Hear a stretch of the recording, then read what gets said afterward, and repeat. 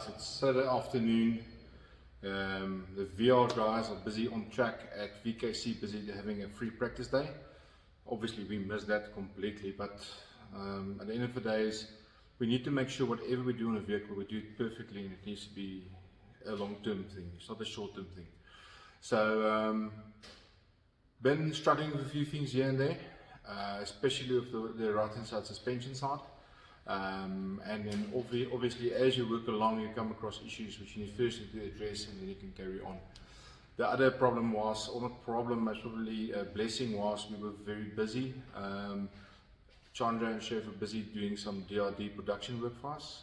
Sheriff on the polyurethane and Chandra were going on the sheet metal on the DRD performance upgrade mounts. So yeah, they were busy doing that, and in between that we also had the CNC job to finish. So the last week has really been going slow on the vehicle, but my clients comes first, and then we'll get time to work on the toys. Let's show you what we've been doing. So we have come across a small issue on the car. On the left hand side we did all the prep work and checked the shock top towers and matched the right hand side to that and all of that. And we installed the right hand side with the right amount of cast and all of that. And I picked up something is not right. The car, the control arm angle on the side, we've got 2 degrees more angle on the same height, and then also 2.5 degrees of which the front is higher than the back. Pulled out some more measurements, and what we came across is this point here is almost 15 millimeters higher than the other side. So what it does is the control arm angles is completely out because of that. So for a road car, I think it's a lot to do with how the roads are curvature and the driver weight and all of that. But because we have a race car and we want to set up the camber and cast it perfectly, we prefer to have this exactly the same as the other side, and we'll sort out those issues with corner weights and adjusting the coilovers. So yeah, we're going to have to move that point 15 mils lower. There's a few ways of going about that. I'm still figuring out how exactly, but I guess we'll get a game plan and then start moving forward. So we were right on the limit on our camber adjustments, and couldn't get more camber, and we were on like 3.5 degrees. I would ideally like another half degree at least. So I've checked underneath, we've got clearance in the, at the bottom of this unit. I made a template on my laser to line this up, and we're just gonna use an air Dremel and work this away till we're very close to the perspex, and then we use a sanding paper wheel just to smooth it out.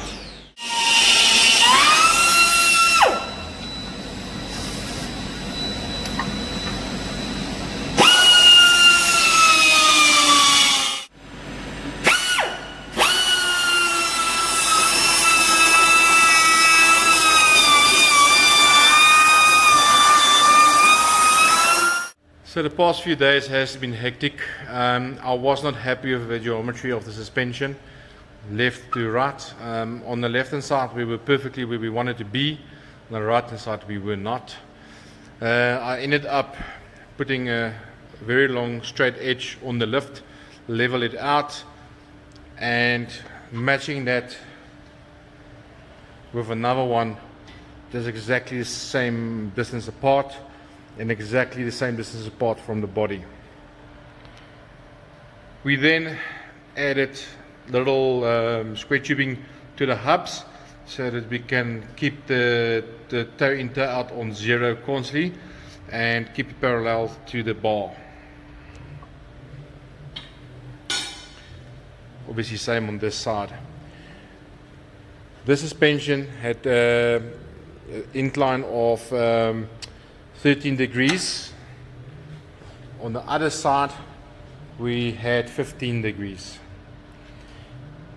The other problem that we had is this wheel was further in towards the car by roughly almost 8 millimeters. And then the second problem we have, this point here was 10 millimeters higher than it's currently. So we had to look at what we can do to fix the problem. The only way to fix the problem was to actually cut the chassis, and we did a relief cut here as well, and we use hydraulic presses to manipulate this arm into the correct position. I think this car have been in an accident before I bought it. I have found some body putty on that side, and obviously some dodgy welding, which we will fix now as well. But this point here is matching the left hand side perfectly. My control arm angles are within 0.1 of a degree. My hubs, if I put the degree finder onto this, is within 0.1 of each other. And then my rod to here is perfectly exactly same to the last millimeter. So we are excited, we are happy. The wheel is perfectly in the way we want it. We measure it back to the chassis points and exactly the same on both sides. So from here on we can carry on. We can weld up all the cuttings or the relief cuts we made. I'm going to have to make a new lower brace or suspension support, and I'm going to have to make a new engine mount.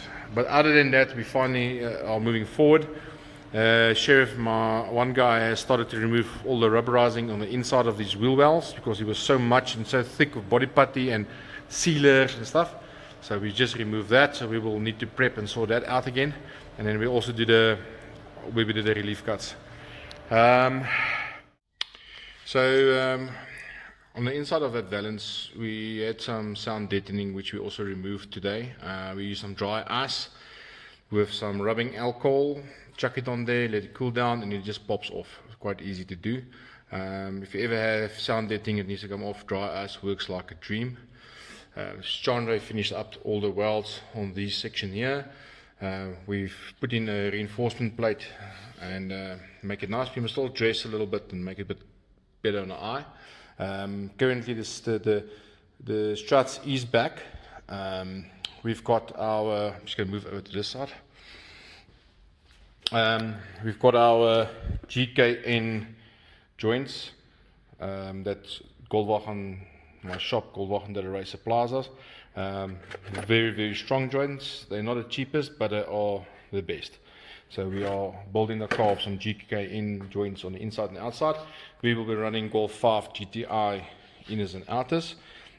We are busy measuring up now 4 drive shafts, which I'll be making myself or attempting to make myself. Struts are in. We're happy with geometry. As you can see, we've cleaned everything up very, very, very nicely up. We have ordered some with primer to put to the bare metal. Yeah, you can use a spray gun and all of that, but the problem is the whole shop is going to have to get cleaned up and all of that. So it's always a bit of a problem. After that, there's a with rubberizer we'll put on, and then we'll also add some protective wax from with over the rubberizer, so when it does get wet or dirty, the water just spills off. Next week we need to push. We've technically got 2 weeks left before the next event. Another practice that I can attend, and after that we've got a week before a full-on series event. If you like what you see, please go and subscribe. Thank you for obviously my main shop, Goldwagen Array, and Worth for supplying us some awesome products, and then obviously the for the guys that's been helping out on the build. Enjoy.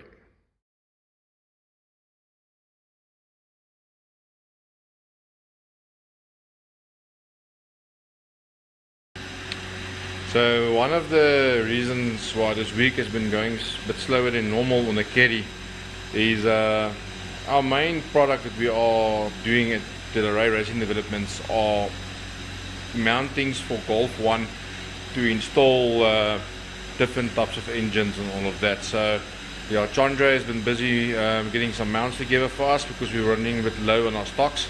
We obviously got your cable shift, O2A, O2J lower brackets, your 20 valve to Mark 1 engine mounts. These are 8 valve, 16 valve engine mounts, similar to the one you would buy normally, but they are stronger. We use steam pipe and a thicker base plate so they don't bend or deform. we got cable shift upper, we got link shift lower mounts, and obviously our VR6 mount kit for Golf 1, and then back ones are the bottom mount for the lower gearbox mounts. We use those on VR6, we use them on cable shift and link shift. So yeah, this is all going to powder coating, so today we can carry on with fabrication on the Caddy. Well, Chandra was busy sorting out the mounts. Sheriff was busy making some more polyurethane products for our MK1 base cars, and a few custom things that we were doing. We're also currently busy on the CNC making a production run for another company. Unfortunately, we have a security clause. I can't show you what we're doing there, yeah, there's a bit of backside into what we are doing and what we are busy with.